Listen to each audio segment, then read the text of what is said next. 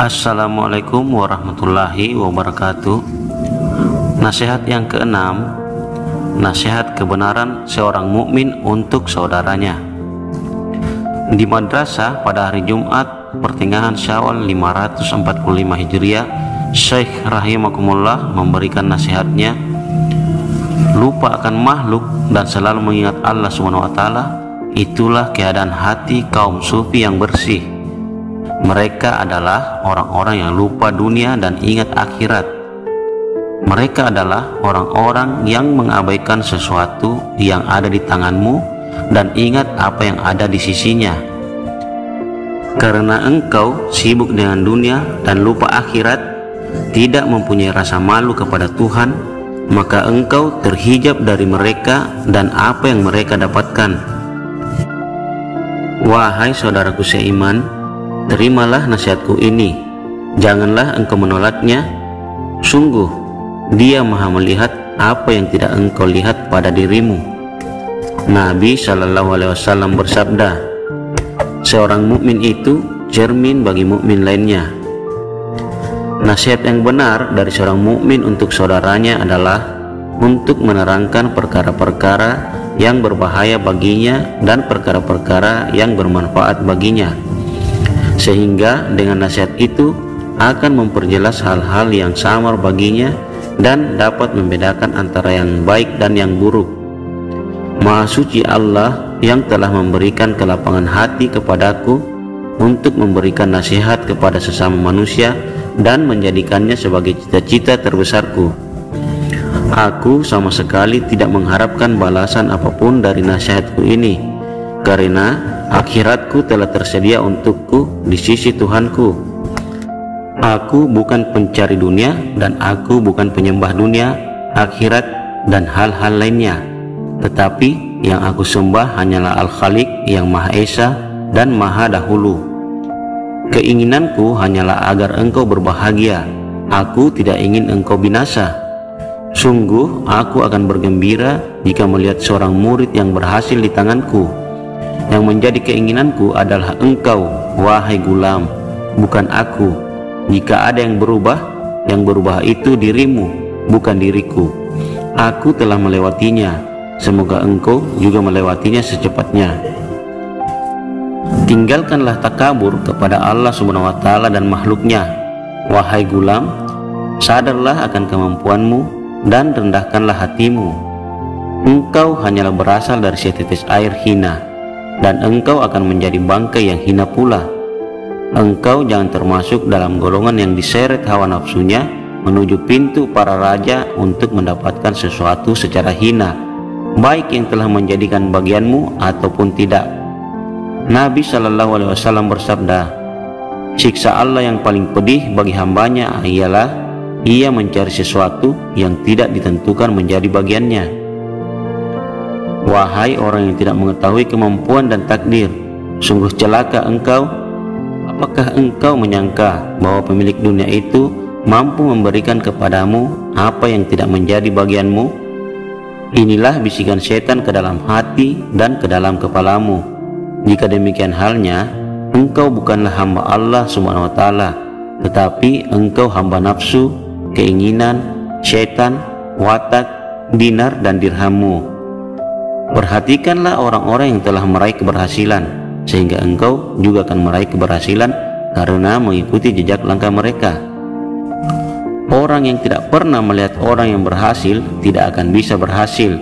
Itulah yang dikatakan oleh sebagian ahli sufi, imanmu belum hidup jika engkau masih melihat keberhasilan orang dengan mata kepalamu, bukan dengan mata hati dan nuranimu. Allah Subhanahu wa taala berfirman, karena sesungguhnya bukan mata itu yang buta, tapi yang buta itu adalah hati yang di dalam dada.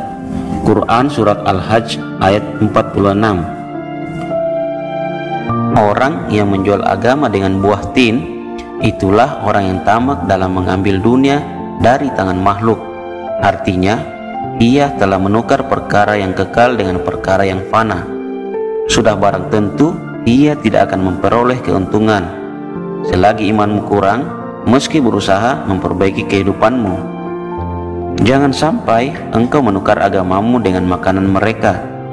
Engkau pasti bertawakal kepada Allah Subhanahu wa Ta'ala jika imanmu kuat, dan engkau akan keluar dari asbab serta tekun beribadah. Dari dalam hatimu akan keluar keluargamu, negerimu, bahkan toko dan kenalanmu, seandainya saja engkau pergi meninggalkan segala sesuatu dengan hatimu. Setelah itu engkau menyerahkan segala sesuatu yang ada di tanganmu kepada keluarga dan kawan-kawanmu. Semua itu engkau lakukan karena seolah-olah malaikat maut telah mencabut nyawamu, seolah-olah malaikat telah membawamu pergi, seolah-olah bumi telah terbelah dan menenggelamkanmu dari lautan ilmu dan ruanganmu. Bagi orang-orang yang telah sampai pada derajat ini, maka asbab tidak lagi membahayakannya, karena asbab itu hanya bersifat lahiriah, bukan batiniah. Asbab itu berlaku untuk orang lain, bukan untuk dirinya. Seandainya saja engkau tidak mampu melaksanakan apa yang aku katakan ini, wahai gulam, yakni keluar dari asbab dan hatimu bergantung pada asbab tersebut, dan jika engkau tidak mampu melaksanakan sepenuhnya, hendaknya engkau melaksanakan sebagian. Nabi Shallallahu Alaihi Wasallam bersabda, kosongkanlah dari cita-cita dunia semampumu. Jika engkau mampu, wahai gulam, kosongkanlah hatimu dari cita-cita dunia. Jika engkau tidak mampu, melangkahlah dengan hatimu kepada Al-Haq Azza wa Jalla. Hendaknya engkau berpegang pada tali rahmatnya, sehingga cita-cita dunia keluar dari dalam hatimu. Sesungguhnya Dia Maha Kuasa atas segala sesuatu, dan Dia Maha mengetahui segala sesuatu. Setiap sesuatu berada di tangannya. Tetaplah engkau berada di pintunya, bermohonlah kepadanya agar hatimu dibersihkan dari selain Dia, dan agar hatimu dipenuhi dengan iman, makrifat, ilmu, dan kaya bersamanya, bukan bersama makhluknya. Bermohonlah kepadanya agar Dia memberikan kepadamu keyakinan dan ketenteraman hati, dan menyibukkan dirimu untuk menaatinya. Mohonlah semua hajatmu kepadanya, jangan kepada selain Dia. Hendaklah engkau hanya untuknya, bukan untuk selain Dia, dan janganlah engkau merendahkan diri kepada sesama makhluk. Kefasihan lisan tanpa amalan hati, wahai gulam, tidak akan mengantarkanmu kepada Al-Haq Azza wa Jalla. Inilah perjalanan hati. Amalan ini juga merupakan amalan hati dengan menjaga batas syariat dan tawaddu kepadanya, dengan menjalankan ibadah.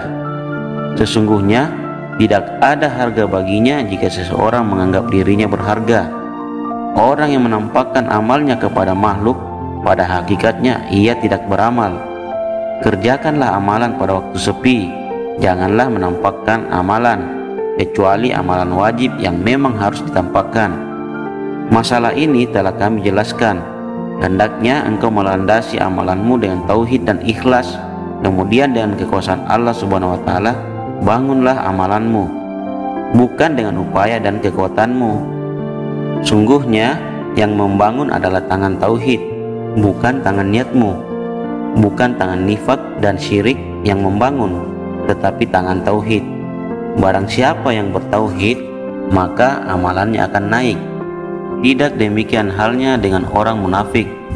Jauhkanlah kami ya Allah dari sifat munafik dalam seluruh keadaan kami. Karuniakanlah kepada kami kebaikan di dunia dan di akhirat, dan peliharalah kami dari azab api neraka. Demikianlah nasihat yang keenam dari Syekh Abdul Qadir Al-Jailani. Semoga bermanfaat. Assalamualaikum warahmatullahi wabarakatuh.